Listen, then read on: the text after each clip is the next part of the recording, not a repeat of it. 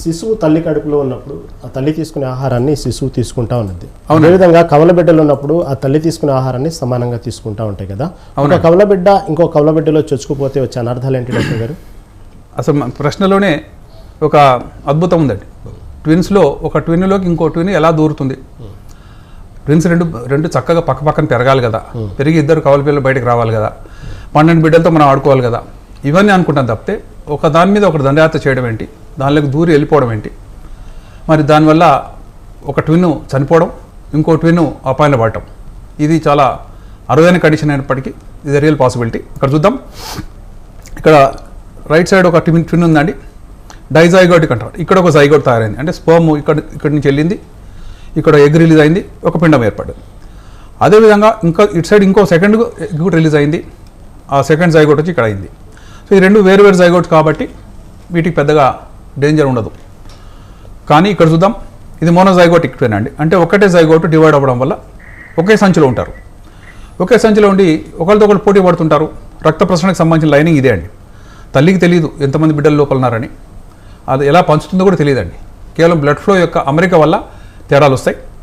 ఇద్దరిలో ఉదాహరణకు ఒకళ్ళు పెద్దదిగా ఎక్కువ ఫ్లో దొరికిందనుకోండి, వీళ్ళు పెద్దగా అవుతారు, వీళ్ళు చిన్నగా అవుతారు. చిన్నగా అయిన వాళ్ళు చనిపోతారు. చనిపోయిన వాళ్ళు ఊరుకోకుండా ఎక్కడో ప్లేస్లో దాక్కుంటారు. ఆ దాక్కునేది కనుక బ్రతికున్న టిన్లోకి వెళ్తే దాన్నే ఫీటస్ ఇన్ ఫీటు అంటారు, అంటే పిండంలో మరొక పిండం. అదేంటో చూద్దాం. ఇది సంచి అండి, యామ్నోటిక్ శాక్. దీని లోపల ఒక ట్విన్ ఇక్కడ ఉంది, ఇంకో ట్విన్ ఇక్కడ ఉంది. ఇది పెద్దదిగా ఉంది, గమనించి చూస్తే ఇది చిన్నదిగా ఉంది. అయితే ఈ చిన్నదానికి ఎప్పుడు రిస్కే ఉంటుందండి. ఎందుకంటే ఎందుకు చిన్నగా ఉంది అంటే తల్లి ఇద్దరికి ఈక్వల్గా పంచలేదా అంటే, తల్లి తెలియకుండానే లోపల మావి ఉంటుంది, మావి బ్లడ్ ఫ్లో ఇస్తుంటుంది. కొన్నిసార్లు ఆఫ్ సెంటర్, అంటే సెంటర్లో నుంచి వస్తేనే ఇలా ఉంటుంది, ఆఫ్ సెంటర్ వచ్చింది అనుకోండి, దీని ఫ్లో తగ్గుతుంది. తగ్గినప్పుడు ఏమవుతుంది, ఒకటి చనిపోతుందండి. చనిపోయిన తర్వాత ఏమీ అల్లరి చేయకుండా, ఇబ్బంది కలిగించకుండా, బ్రతికున్న ట్విన్కి అపాయం కలగకుండా బయటకు వచ్చేస్తుంది. ఇదే ట్విన్ అండి. చనిపోయినటువంటి ట్విన్ బిడ్డ బయటకు వచ్చినాక మావితో పాటు వస్తుంది. దీన్ని గమనించి చూస్తే దీంట్లో తల, ముండెము, కాళ్ళు, చేతులు అన్నీ ముద్దలా తయారై ఉన్నాయి. ఇది సేఫే, ఎందుకంటే చనిపోయిన ట్విన్ బయటకు వచ్చింది. కానీ ఇక్కడ చూద్దాం, ఇది బతికున్న బిడ్డ అండి. బిడ్డ యొక్క అమ్మాయి బోర్లో పడుకునింది, ఆమె వీపు భాగం ఇది, 2 చేతులు పైన పెట్టుకుంది. చూస్తే ఇక్కడ ఇంకో చేయి కనపడుతుందండి, ప్లస్ ఏదో ఇంత లావుగా ఒక స్ట్రక్చర్ ఇది కనపడుతుంది. ఇదేంటో అర్థం కాలేదు. ఒక అమ్మాయికి ఇలా ఎందుకు ఉంటుంది? పెంచుతున్నారు తల్లిదండ్రులు, కానీ ఎక్కడ పెద్ద హాస్పిటల్ పోవడం భయపడుతున్నారు.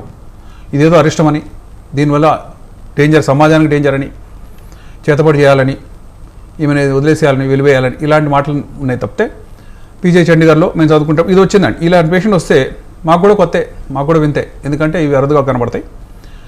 ఇదేంటి అని చూస్తే ఈమె ట్విన్స్లో ఒక ట్విన్, రెండవ ట్విన్ ఈమె ఛాతిలో వీపులోకి వెళ్ళిపోయింది. ఆమె అలాగే పెరిగింది, డెలివరీ అయింది. ఇది కూడా పెరుగుతుంది. దీన్ని తీసే సాహసం ఎవరు చేయట్లేదు, ఎందుకంటే చాలా పెద్ద హాస్పిటల్లోనే ఇట్లాంటి అటెంప్ట్ చేస్తారు. చిన్న వాటిలో చేస్తే దేనికి డేంజర్ అవుతుందో, దేనికి కట్ చేస్తే ఏమైపోతుందో అని భయంతో చేయలేదు. ఇది చూద్దాం. ఆమెకు సిటీ స్కాన్ చేసామండి. వీపు భాగంలో ఉన్నది ఏంటి, అసలు ఇందులో ఎముకుందా, కండ ఉందా, ఒక చెయ్యి బయటకు ఎందుకు ప్రొజెక్టింగ్ అని చూస్తే ఇది ఒక ట్విన్ అండి.